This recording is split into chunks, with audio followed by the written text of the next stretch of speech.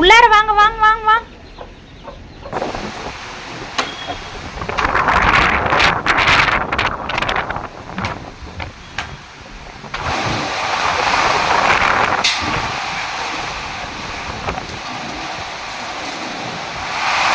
Hi.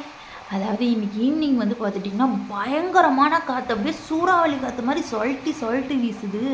அதோட இந்த மழையும் பயங்கரமாக கொட்டி தீர்த்துருச்சுன்னே சொல்லலாம். இது எந்த அளவுக்கு எஃபெக்டிவாக இருந்ததுன்னா, அடித்த காற்று மழையில் எங்களோட 40 கால் ஃபுல்லாக நனைஞ்சு போச்சு. அது மட்டும் இல்லாமல் எங்களோட பப்பாளி மரம் பாருங்கள் அப்படியே வேரோட சாஞ்சிச்சுன்னே சொல்லலாம். அப்புறம் எங்கள் கருவேப்பிலை மரம் தரையோட தரையாக ஒட்டிடுச்சு.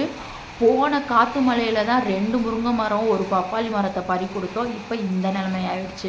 என்ன பண்ணுறது, நம்ம இயற்கைக்கு முன்னாடி ஒன்றுமே இல்லை. சரி ஓகே, இந்த கிளைமேட்டுக்கு சூடாக டீ போட்டு குடிக்கலான்னு சொல்லி அங்கே போனால் அங்கே ஒரு சோதனை.